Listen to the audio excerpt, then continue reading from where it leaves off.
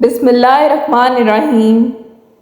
ایک روز حضرت عبدالمطلب خانہ کعبہ میں حجرت اسود کے پاس بیٹھے ہوئے تھے۔ ایسے میں ان کے پاس نجران کے عیسائی آ گئے۔ ان میں ایک پادری بھی تھا۔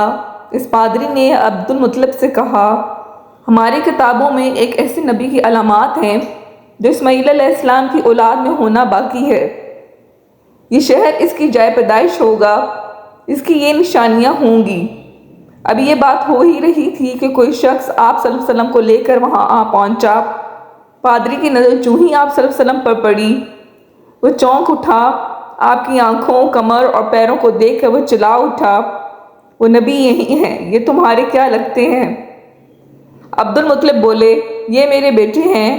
اس پر وہ پادری بولا، تب یہ وہ نہیں، اس لیے کہ ہماری کتابوں میں لکھا ہے کہ اس کے والد کا انتقال اس کی پیدائش سے پہلے ہو جائے گا۔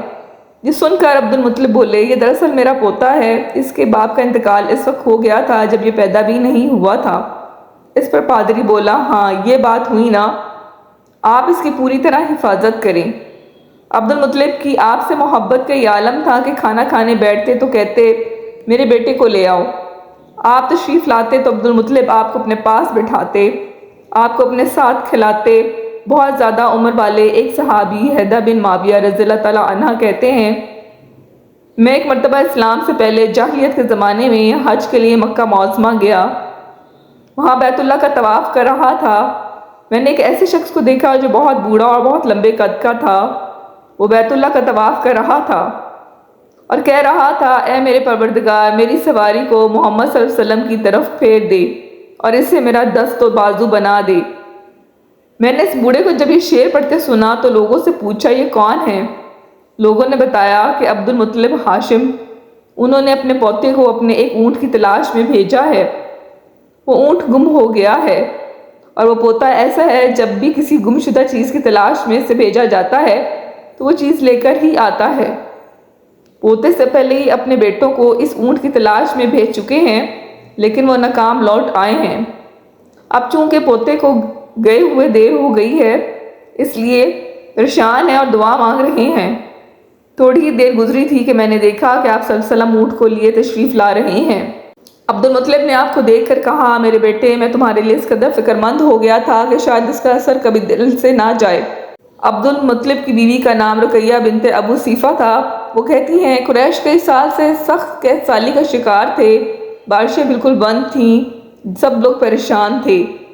اس زمانے میں نے ایک خواب دیکھا۔ کوئی شخص خواب کہہ رہا تھا، اے قریش کے لوگو، تم میں سے ایک نبی ظاہر ہونے والا ہے، اس کے ظہور کا وقت آ گیا ہے، اس کے ذریعے تمہیں زندگی ملے گی، یعنی خوب بارشیں ہوں گی، سرسبزی اور شادابی ہوگی۔ تم اپنے لوگوں میں سے ایک ایسا شخص تلاش کرو جو لمبے قد کا ہو، گورے رنگ کا ہو، اس کی پلکیں گھنی ہوں، بھویں اور آبرو ملے ہوئے ہوں۔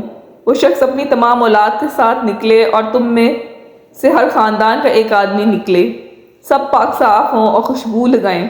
وہ حجر اسود کو بوسہ دیں، پھر سب جبل ابو قیس پر چڑھ جائیں۔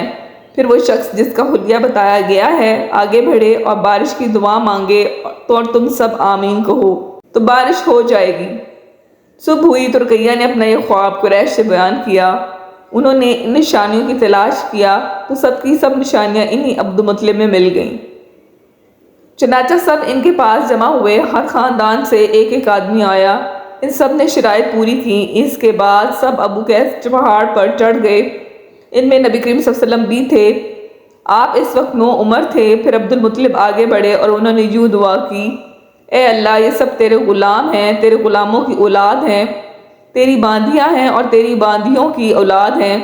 ہم پر جو برا وقت آ پڑا ہے تو دیکھ رہا ہے، ہم مسلسل قحط سالی کا شکار ہیں۔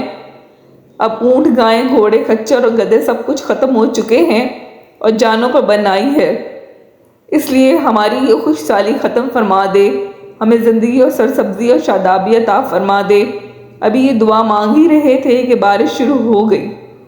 وادیاں پانی سے بھر گئیں، لیکن اس بارش میں ایک بہت عجیب بات ہوئی، اور وہ عجیب بات یہ تھی کہ قریش کو یہ سرابی ضرور حاصل ہوئی، مگر یہ بارش قبیلہ قیس اور قبیلہ مضر کی قریبی بستیوں میں بالکل نہ ہوئی۔ اب لوگ بہت حیران ہوئے کہ یہ کیا بات ہوئی، ایک قبیلے پہ بارش اور آس پاس کے سب قبیلے بارش سے محروم۔ तमाम कबीलों के सरदार जमा हुए। इस सिलसिले में बातचीत शुरू हुई। एक सरदार ने कहा, हम ज़बरदस्त कहत और खुशहाली का शिकार हैं, जबकि कुरैश को अल्लाह ताला ने बारिश अता की है और ये अब्दुल मुत्तलिब की वजह से हुआ है, इसलिए हम सब इनके पास चलते हैं। अगर वो हमारे लिए दुआ कर दें तो शायद अल्लाह हमें भी बारिश दे। ये मशवरा सबको पसंद आया। चुनांचा ये लोग मक्का मौज़मा में आए और अब्दुल मुत्तलिब से मिले, इन्हें सलाम किया, फिर इनसे कहा, ए अब्दुल मुत्तलिब, हम कई साल से खुशहाली का शिकार हैं, हमें आपकी बरकत के बारे में मालूम हुआ है, इसलिए मेहरबानी फरमा के आप हमारे लिए भी दुआ करें, इसलिए कि अल्लाह ने आपकी दुआ से कुरैश को बारिश अता की है। इनकी बात सुनकर अब्दुल मुत्तलिब ने कहा, अच्छी बात है, मैं कल मैदान अरफात में आप लोगों के लिए भी दुआ करूँगा। दूसरे दिन सुबह सवेरे अब्दुल मुत्तलिब मैदान अरफात की तरफ रवाना हुए। इनके साथ दूसरे लोगों के अलावा इनके बेटे और अल्लाह के रसूल सल्लल्लाहु अलैहि वसल्लम भी थे। अरफात के मैदान में अब्दुल मुत्तलिब के लिए एक कुर्सी बिछाई गई, वो इस पर बैठ गए। नबी करीम सल्लल्लाहु अलैहि वसल्लम को उन्होंने गोद में बिठा लिया, फिर उन्होंने हाथ उठाकर यूं दुआ की, ए अल्लाह, चमकने वाली बिजली के परवरदिगार और कड़कने वाली गर्ज के मालिक, ए हमारे पालने वाले और मुश्किलात को आसान करने वाले।